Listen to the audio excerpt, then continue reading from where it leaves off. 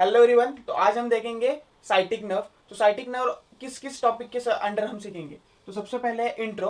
तो इंट्रो में हम देखेंगे साइटिक नर्व है thickest nerve in the body और वो 2 सेंटीमीटर ब्रॉड है।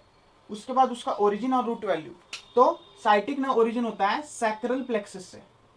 ठीक है, सैक्रल प्लेक्सस, सैक्रल प्लेक्सस। उसके बाद उसका रूट वैल्यू क्या है, L4 to S3, L4 L5 S1 S2 S3, ये 5 इसके रूट वैल्यूज है। कोई भी नर्व हम इसी टॉपिक्स के अंडर सीखेंगे। उसके बाद उसका कोर्स एंड रिलेशन। तो अभी ये जो साइटिक नर्व है ये सैक्रल प्लेक्सस से स्टार्ट होती है। ये पेल्विक रीजन, ग्लूटियल रीजन और बैक ऑफ थाई के पॉप्लिटेस के सुपीरियर जो एंगल होता है पॉप्लिटेल फोसा का, तो वहाँ पे डिवाइड होती है 2 पार्ट्स में। ठीक है, तो हम पहले उसका रिलेशन पेल्विस में देखेंगे। तो पेल्विस में साइटिक नर्व लाई करती है अपने पिरिफॉर्मिस के आगे। मतलब अगर ये पिरिफॉर्मिस है तो इसके आगे ऐसे साइटिक नर्व रहेगी। ठीक है, तो पिरिफॉर्मिस इन पेल्विस रीजन सिर्फ वो पिरिफॉर्मिस के आगे रहती है और वो पिरिफॉर्मिस का जो फेशिया रहता है वो उसे कवर कर लेता है।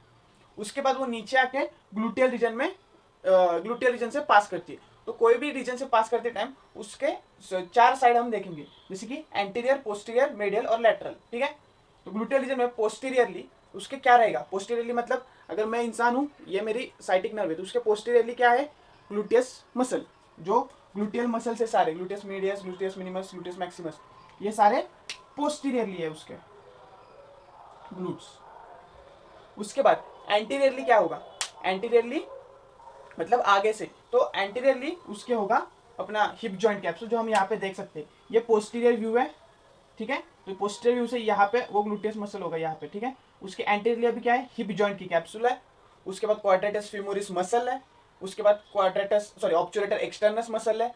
फिर एडक्टर मैग्नस भी इधर से ही आता है, तो वो भी उसके एंटीरियरली है। ठीक है, adductor Magnus muscle back of thigh में भी उसके साथ ही रहता है, तो हम आगे देखेंगे।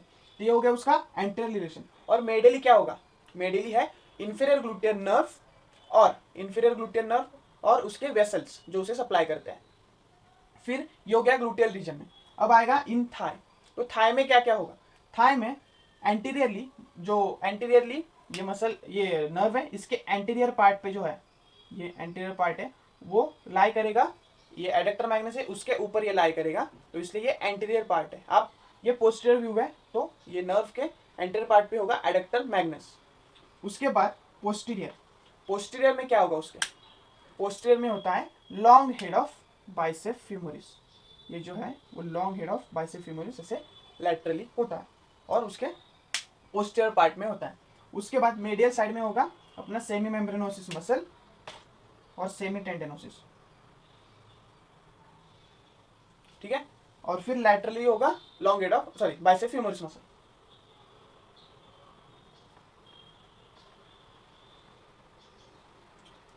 तो इन थाई एंटीरियरली क्या होगा, एडक्टर मैग्नस, पोस्टीरियरली होगा long head of bicep femoris, और मेडियली होगा सेमी टेंडेनोसिस और सेमी मेम्ब्रेनोसिस मसल, और लैटरली होगा बाइसेप फीमोरिस।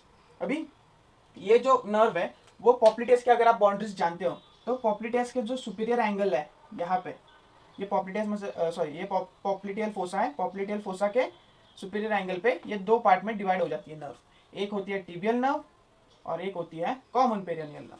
तो उसके ब्रांचेस हम देखेंगे। तो ब्रांचेस 2 पार्ट में डिवाइड होते हैं, एक आर्टिकुलर और एक मस्कुलर। आर्टिकुलर ब्रांचेस मतलब क्या, कि जो जॉइंट को सप्लाई करते हैं। तो ये जो नर्व है वो हिप जॉइंट से आई, तो ऑब्वियसली हिप जॉइंट को एक सप्लाई देगी। तो आर्टिकुलर ब्रांचेस में sciatic nerve supplies hip joint.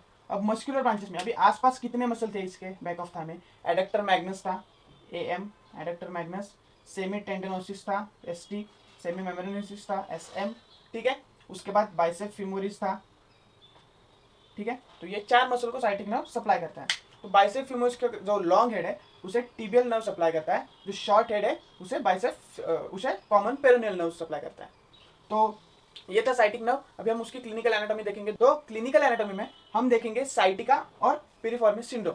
तो साइटिक नर्व बहुत से मसल्स के बीच में जाती है और बहुत से बोन से क्लोज से जाती है, तो किसी भी जगह वो कंप्रेस हो सकती है। जैसे कि हमने देखा ईस्टियल ट्यूबरोसिटी के आसपास भी वो, या फिर ग्रेटर ट्रोकेंटर के आसपास भी कंप्रेस हो सकती है। जो मसल्स है जैसे कि एडक्टर मैग्नस है और long head of bicep femoris है, उधर भी कंप्रेस हो सकती है। तो जब ये नर्व कंप्रेस होती है किसी भी एक पॉइंट पे, तो पेशेंट को बैक ऑफ थाई में, बैक ऑफ थाई में नंबनेस आता है, नंबनेस और कभी कभी वीकनेस भी आता है, तो उसे कहते हैं साइटिका। तो ये है साइटिका, जिसमें sciatic nerve back of thigh में या फिर किसी उसके पूरे कोर्स जो पूरा वो ट्रैवल करती है उसमें उसको कॉम्प्रेशन होता है और फिर उसको सिम्टम्स दिखते हैं, जैसे numbness, tingling, loss of sensation और मसल को जिस वो सप्लाई करते हैं उसकी वीकनेस। फिर आएगा पिरिफॉर्मिस सिंड्रोम। तो ये मसल हमने देखा पेल्विक रीजन में पिरिफॉर्मिस के आगे से जाती है और उसके फेशिया में एंटेंगल रहती है। तो कभी कभी क्या रहता है कि ये नर्व उस मसल के बीच से भी जाती है, तो जब वो इंसान बैठता है या पिरिफॉर्मिस मसल की कोई भी एक्शन करता है तो वो नर्व कॉम्प्रेस हो जाती है और पूरा नीचे तक वो सप्लाई नहीं कर पाती, इसलिए फिर उसे इंसान को पूरा वो नर्व के कोर्स में नंबनेस आ जाता है, तो इसे कहते हैं पिरिफॉर्मिस सिंड्रोम। साइटिका में क्या होता है, साइटिका में अलग अलग जगह पे कॉम्प्रेस हो सकती है, किसी भी स्टियल ट्यूबरोसिटी, ग्रेटर ट्रोकेंटर और फिर एडेक्टर मैग्नस और लॉन्ग हेड ऑफ बाइसेप के आसपास। लेकिन पिरिफॉर्मिस सिंड्रोम में क्या होता है, मसल जो पिरिफॉर्मिस मसल है उसके फाइबर्स के बीच में फंस जाती है और कंप्रेस हो जाती है जब उसका एक्शन होता है, तो इसलिए यह है पिरिफॉर्मिस सिंड्रोम। तो ये था पूरा साइटिक नर्व। अगर आपको ये वीडियो समझ में आ गया होगा तो लाइक, शेयर एंड सब्सक्राइब कर देना, और जिनको जिनको साइटिक नर्व समझ में नहीं आता उन अपने दोस्तों के साथ शेयर कर देना।